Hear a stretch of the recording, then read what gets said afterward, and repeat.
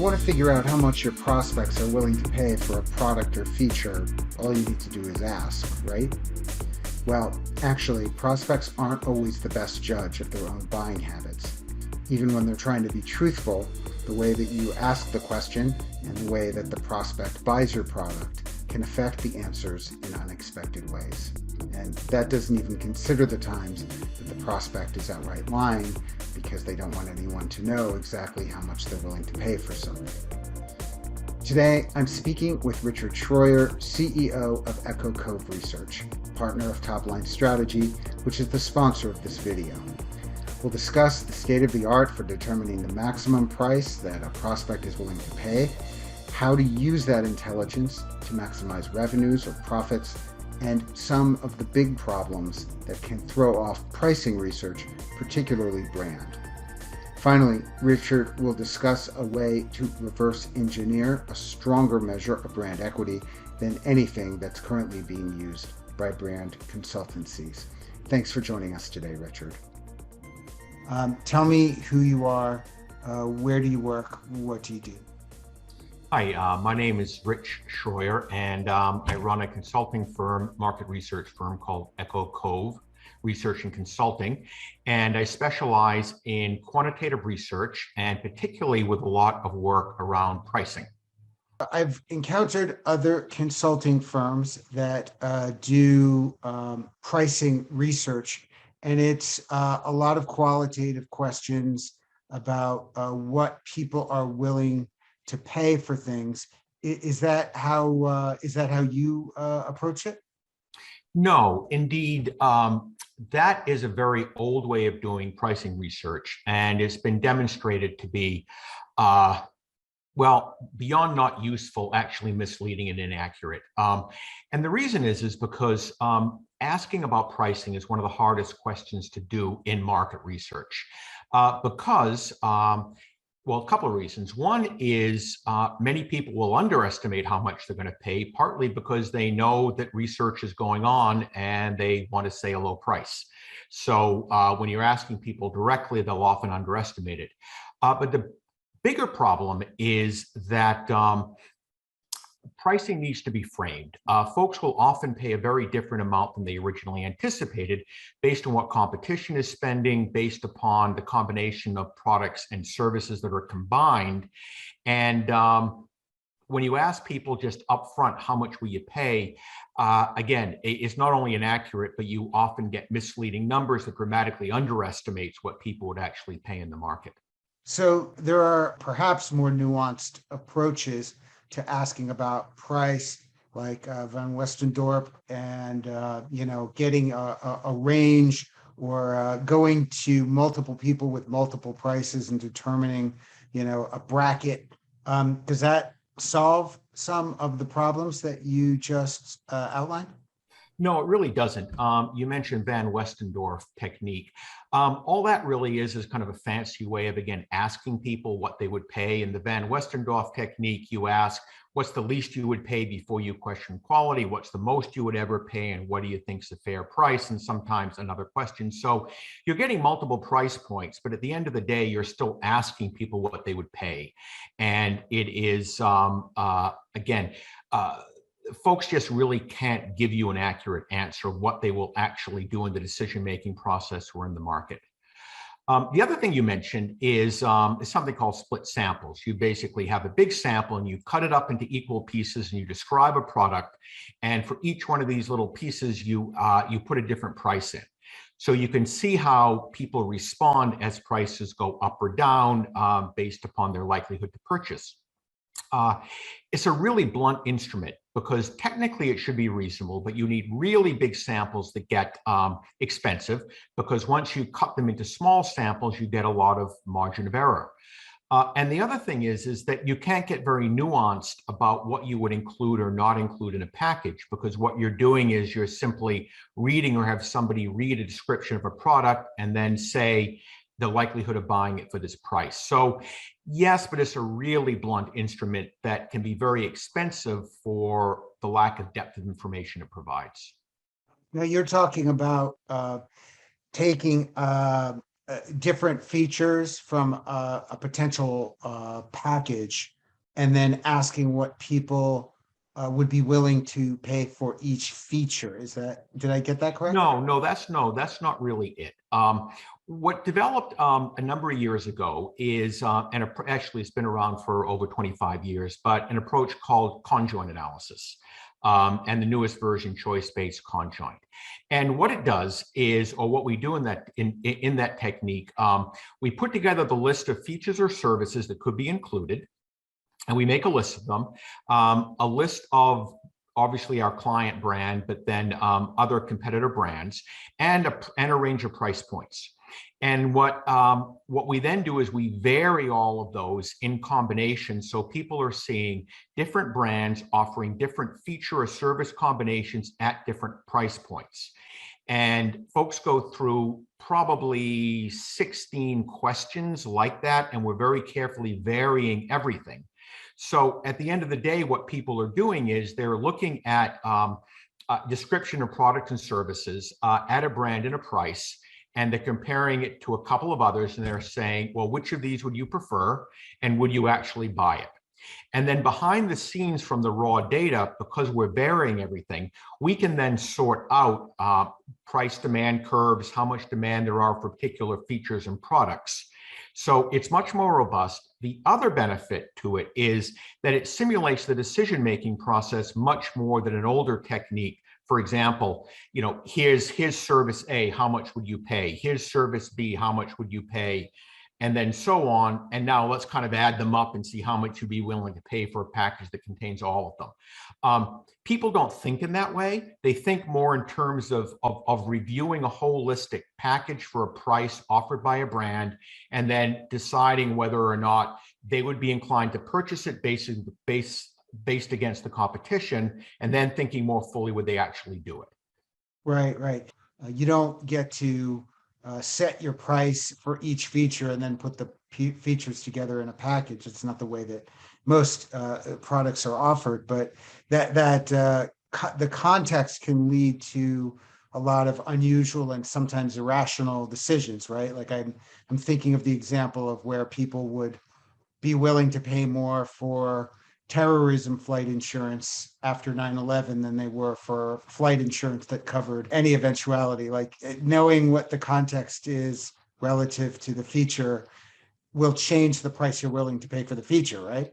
Oh, totally. And, in fact, there's been one of the newest fields in economics is called behavioral economics. And one of the founders of that recently won a Nobel Prize.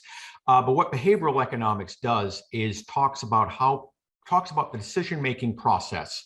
And in fact, when people make decisions, it's not, they're not purely trying to maximize their quote unquote utility. There's emotional factors, they're making trade-offs. But one of the things they found in this is that when you're trying to understand what people will do, you need to ask them about it in a context that is as close as possible to the actual decision-making process. And one of the beauties of conjoint is that it does simulate that in some way much more closely than asking people a list of features on a 0 to 10 scale and saying, how important are they to you? And now would you actually buy it? We don't think that way. People don't think that way. And so the choice-based conjoint approach is much more powerful in terms of disaggregating what goes into people's purchasing decisions, but then putting it back together again so we can look at what is driving purchase and even plot price demand curves so we can see how demand shifts as price goes up or down. Keeping it in the context of buying, it makes a lot more intuitive sense given that we're human beings, like are irrational creatures, present company excluded, obviously. So managing, how do you manage to get a clear picture on what people are willing to pay for given packages without getting into very large population sizes? Is that or do you need a very large population to activate? No, you don't. And in fact, the technique I've been talking about, choice-based conjoint, has been the gold standard in in consumer research around pricing and product development for a very long time. So consumer companies have used that approach both to set prices, but also to sort out which particular product features are the most compelling and highlighting those in advertising and so on. In the past, those have required pretty large samples and very specialized programs to actually do it, so they've been very expensive. Recent developments in software and analysis has allowed us now to do this exactly the same approach, but with the smaller samples. And typically in B2B research, unlike consumer research, the samples are smaller and often the research budgets are tighter. And so really in the past 5 years, we've taken some big steps towards applying this gold standard that's been used in consumer research and making it available in the B2B world. Just curious, is the fact that B2B that group was a late adopter of this type of analysis, was that a function of cost or something else? No, I'm not sure necessarily a late adopter in terms of technology, because a lot of the same market research firms that are doing consumer research with clients are using this technique, but they weren't necessarily doing it with B2B clients. I think it was more a function of this approach evolving, software that allows it to be executed more efficiently and quickly, and more work to allow us to be comfortable with smaller sample sizes. So I think it really is a function of it becoming more accessible, and consequently the price for doing a well-executed study is dropped to the point where we can now use smaller samples, and often B2B companies, not always certainly, but often will have smaller research budgets than some of the larger consumer companies. Early in my career, I saw a company that had launched a new product that was pretty much identical to the incumbent leader in the space and was being offered at a competitive price. They thought that they had a blockbuster on their hands, but when they eventually took it to market, their prospects told them, it pretty much does the same thing and it's a little bit cheaper, but we really like what we've got. So obviously, brand is a pretty significant factor. How does your pricing research anticipate that type of response? Well, it goes back to that notion of one of the benefits of this conjoint is that it begins to simulate an actual purchase process. Now, if you go in and you have blinders on and you run a study using state-of-the-art choice-based conjoint, but all you put in is your company with the products and features and would you buy it and so on, you're going to get a set of answers. But in this particular marketplace, it was dominated by an existing brand, and what you would have learned if you had had the wherewithal to actually put in the competitive set is that this particular brand had so much, let's call it brand equity, right? The brand name itself had so much power that it would have told you how far you had to cut your price to begin to erode market share. But it probably would have told you, if this was a high risk business and folks trusted this leading brand and this brand had huge market share, it probably would have told you, don't challenge them in the short run. Or if you're going to challenge them, it has to be so inexpensive you're going to lose money. So there are clearly examples where there are technically better products that are out there, but they never get adopted because of inertia, because of the dominance of existing brands. And so the research has to be designed carefully so that you're taking the competitive setting into account. Otherwise, you're going to get really misleading and generally really over-optimistic numbers.